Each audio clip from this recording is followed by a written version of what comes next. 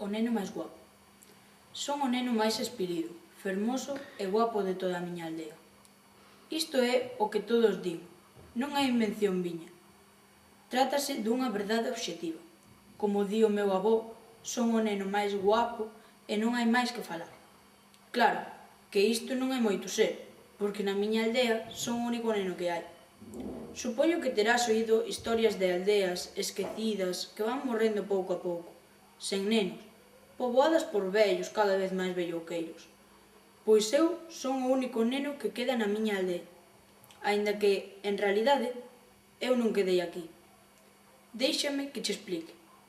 Eu non nací aquí, trouxéronme de lonxe. Nací nunha gran cidade.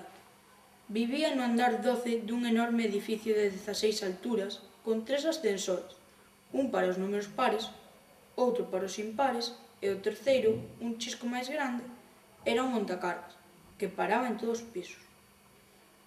Agora, aquela casa, a casa na que eu vivía cos meus pais, está alugada a unha xente que non coñezo, por medio dunha xestoría na que nunca estive. Os cartos do aluguer van todos os meses a unha conta ao meu nome.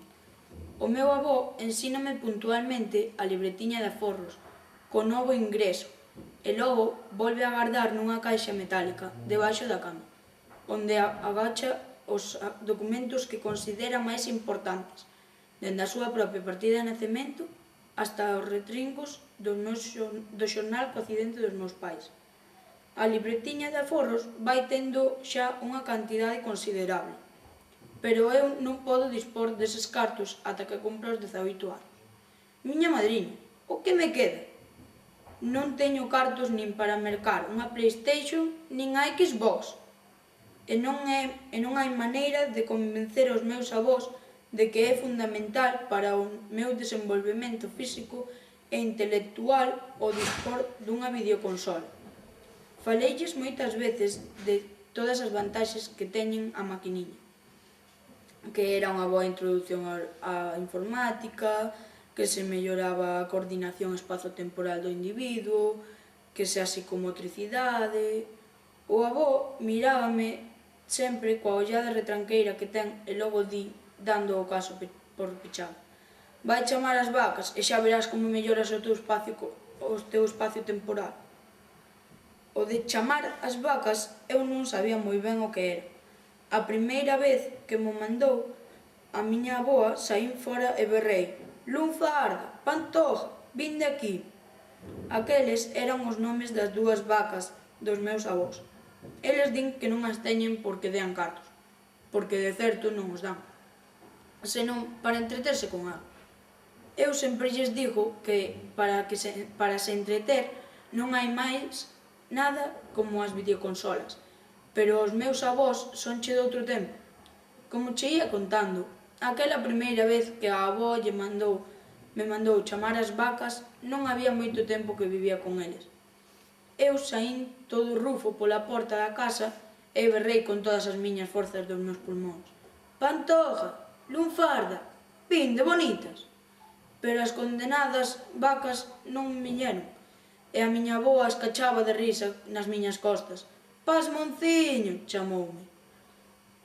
Agora xa sei o que é chamar as vacas, e incluso xa non me sorprende cando